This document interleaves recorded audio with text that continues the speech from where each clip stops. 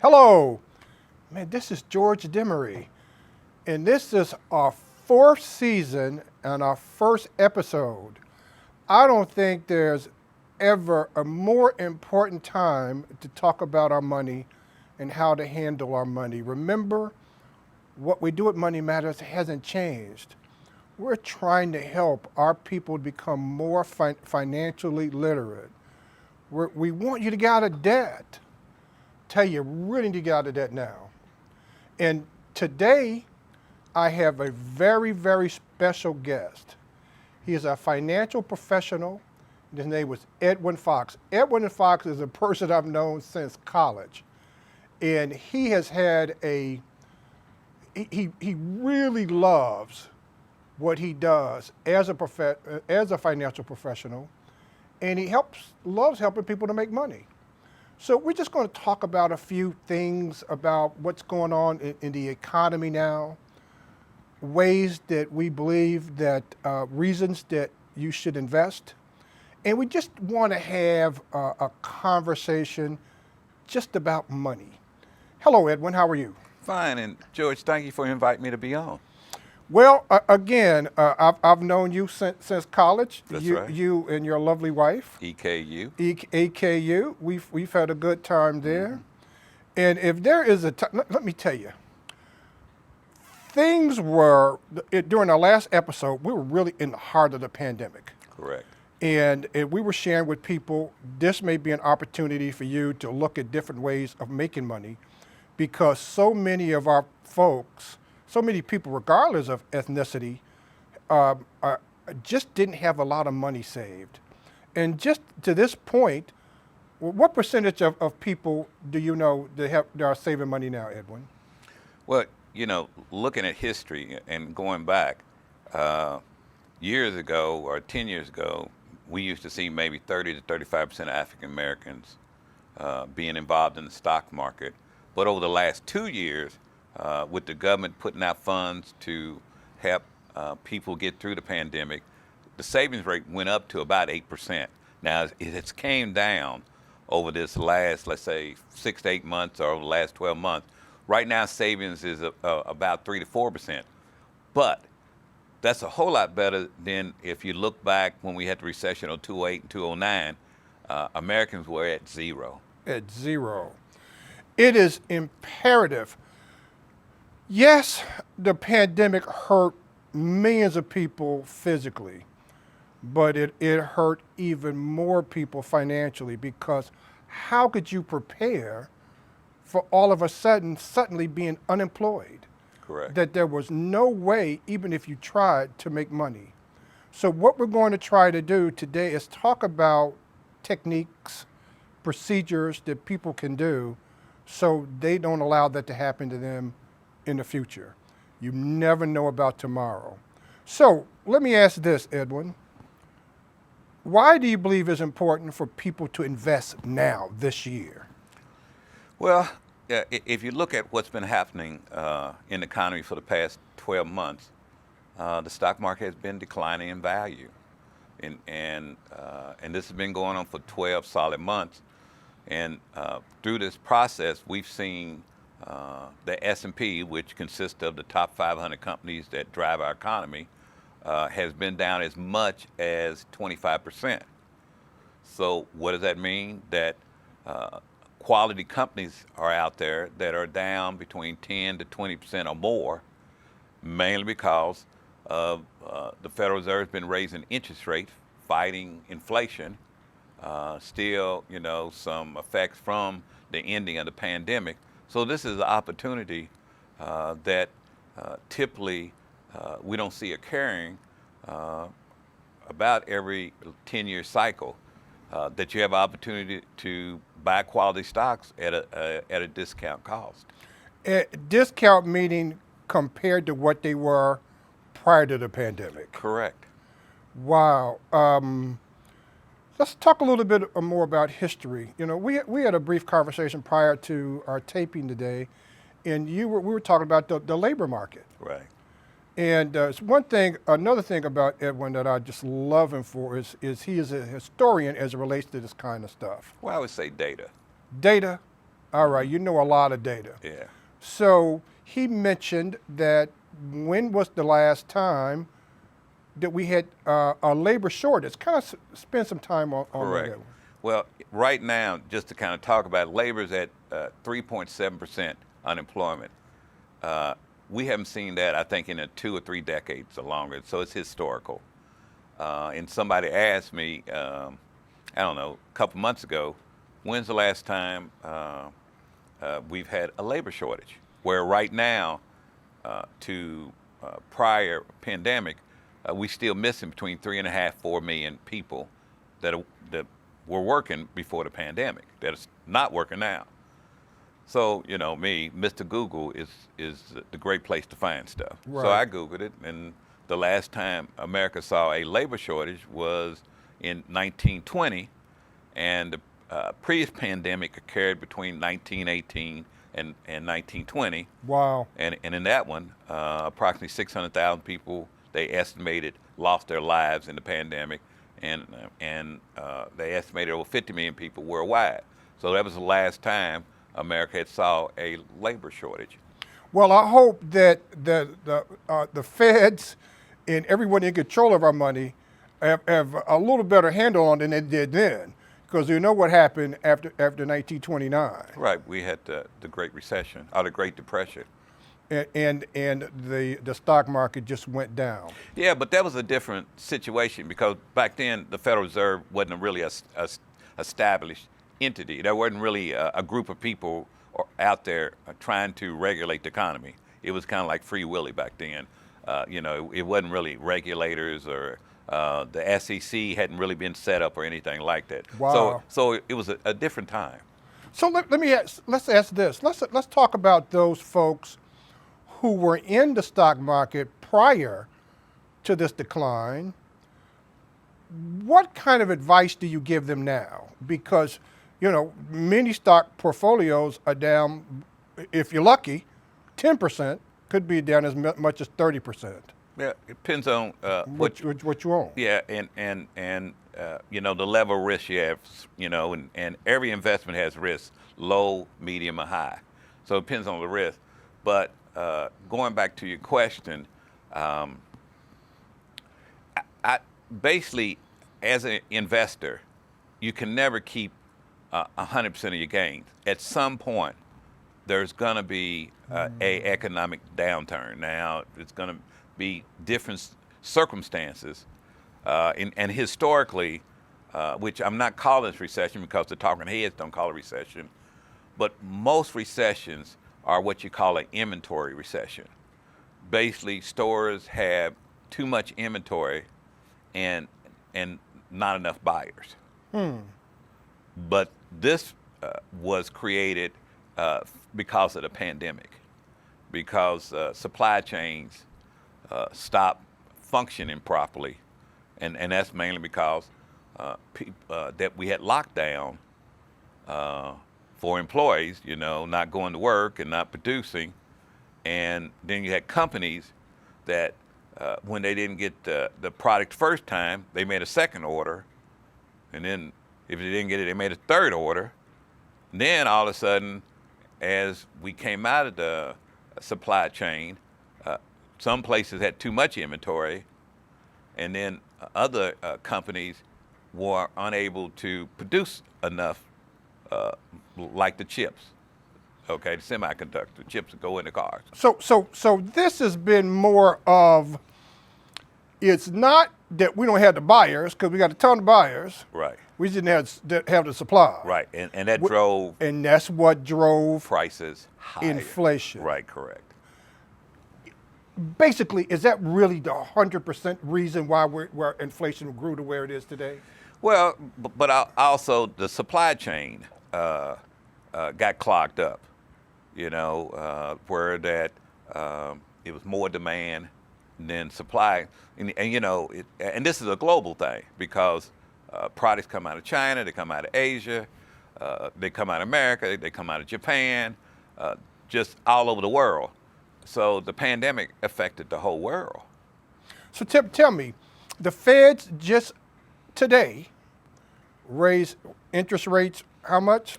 50 basis points. a 0.5%. So kind of tell us about the pros and cons about interest rates being raised. Well, basically, anytime the Federal Reserve raises interest rates, they're raising the cost of money. Okay, all companies, large companies, must continue to borrow money to grow. Okay, I mean, either that they are selling bond issues, or they are going out buying borrowing money from banks. So we've been in a period of time where money has been cheap, that you can borrow at 2%, 3%. But when you get to corporations, they may be borrowing it at 1% or 0.5%.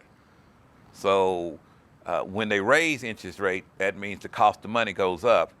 So that means the cost of corporations operating goes up, and that affects margins, what they put on the bottom line. And then all corporations sell bonds to raise money. Got you. Okay, and typically these bonds are rolled over, where that they got to renew them. In other words, they got to pay the investors, then they got to raise more money. So, for example, companies could have issued debt at 2.5%, where investors would receive 2.5% or 3% on the money. Well, now when they issued new bonds, it may be 4% or 5% or so. So there are some benefits with interest rates going up. Oh yeah, for fixed income. Yeah, for fixed income. Right. Because for years, when those interest rates were at 2% and 3%, if they were sitting in the bank, you were maybe getting a percent or so. Right. Right. But when these interest rates went up, now the bad news is credit card debt. Well, yeah, unfortunately, yes. Yes. If you had a lot of credit card debt, the average interest rate prior to a year ago Correct. was around 15% Correct. for credit cards. I just looked it up the other day. Now it's 22. That and auto loans, mortgages, just across the board. Well, let's get back to investing. Okay. What's the first thing that you tell people before they start investing? They come to you, they understand the need to invest their money. They realize that, remember, the money that you make every day is income, but the money that you keep is wealth. Right. And they want to start to generate some kind of wealth. What are some of the things you share with people on that? The first thing, you got to have an emergency fund. You got to have between 3 to 6 months of savings for any circumstance. How do you do that? Well, the simple way to do that is just to allocate $25, $50 a month out of your paycheck. Go to a credit union or your checking account, savings account, and plug that in as a strategy, because you never know when you're gonna need the money. You get downsized from a job, or let's say your water heater goes out and you need somebody to put it in, and a good water heater probably costs you $1,300-$1,500. All day long. So just bought one. So it's better to have savings versus using your credit card. So just those fundamentals. I tell people, if you don't have savings, you're not ready to invest. So the first thing is ensuring that you have a minimum, if you can. 3 to 6 months. Three- Are fundamental. At least put away $1,000, $2,000, however you want to look at it. Right. But you got to start someplace. You've got to put some money away. So once that emergency fund is established, what next? Well, the next thing is I tell people you got to set realistic expectations of what your goals are, okay, on saving. And that starts with, if your company offers a contribution retirement plan, or best known as a 401k, get into it. enroll into it. What's your thoughts about 401ks? Well, they've been around since the 80s. They are typically what creates the largest percent of retirement income or wealth for retirement in America. Um, um, Congress thought it was a need for Americans to have a nest egg in addition to Social Security, because Social Security typically will only cover maybe 25 or 30% of your needs. Got it. So Congress passed a law, and prior, when 401ks initially, they were only offered to top level management, and then court action went to court, and companies were forced to make 401ks or let's say contribution retirement plans eligible to. Are there limits that you can put in a 401k? They are, and they change every year, and they have increased it, and not right off the top of my head, I can tell you, but Mr. Google, they have raised it up every year that you can put it in there. It's I think this year it's gone up to 22,500. And again, you might want to Google it. I can't remember right off, because the government raises it every year. There's a guideline out there that they set up with the IRS and everything. Well, let me tell you, man. When I was in my 30s and 40s, I didn't understand any of this, and just luckily I was in a 401k and just kind of let it grow, and so that worked for me. If I've said many times, just talked to my financial manager last week. I said, if I was nearly as smart then as I am today, I'd have a ton more money. Let's spend a little time as it relates to investing about a Roth. This is something 10, 12 years ago, I didn't understand at all. And if I had when I had my last 401k, I'd have put more money in a Roth than I did. A Roth is the only individual retirement account out there, and I think, again, it was a congressman named Roth that wrote the law for that. All right. That you can put funds in it, and it grows tax deferred, but when it goes in, it's not tax deductible. Okay, it's when you put money in the Roth, you're putting it in after taxes have been deducted from your paycheck. When you say tax deferred, explain that. Well, that why it's in there, you don't pay any taxes on it. Why it's growing. Okay. Do you pay taxes when you take it out? Yeah. Well, Not a Roth? no. If two things got to happen. At 59 and a half, when you take it out, you pay no federal taxes or state taxes. And there's another rule that when you put it in, it's got to be in for 5 years, and you can't take it out till you're 59 and a half. But when you do take it out as a Roth, it is tax-free, so it's not taxed on federal or state taxes. It's the only retirement plan out there that when you turn 59 and a half, you won't have to pay federal or state taxes on it. But it's not tax deductible, okay, when you're putting it in, okay? Some people, think it's not tax deductible. In other words, if you were, let's say you work 50,000 and you put 2,000 in, it doesn't reduce your tax liability on your wages. But what it does do, because when people usually put them into their 401ks from their employer, right? They use pre-tax dollars to put those in. That is correct. Right? Right. Whereas when you put it into a Roth, let me tell you what I love. You can only do so much for an understand. There's a limit. That is correct. And again, I would say reach out to either a tax professional or a financial professional, and they'll give you the guidelines on it. I share with my daughter to make sure that she put a big percentage of her money in a Roth, and she's 32. So I said, when you become 59, and your daddy probably gone from here, 59 and a half. yeah, that you will be glad that I gave you that piece of information. Tell you what, we're at the end of our first episode. In our next episode, we're going to spend a little time on closing the wealth gap and several challenges as it relates to that. You know, the wealth gap between the average African American and the average white American is still a wide gap, and sometimes it's happened just because of policies that has happened with our federal folks.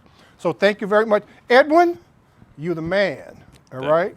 I'm glad you were part of my first program, and I'm looking forward to us talking about some more challenges with our money and how to make our people more financially literate. Have a good day. Thank you.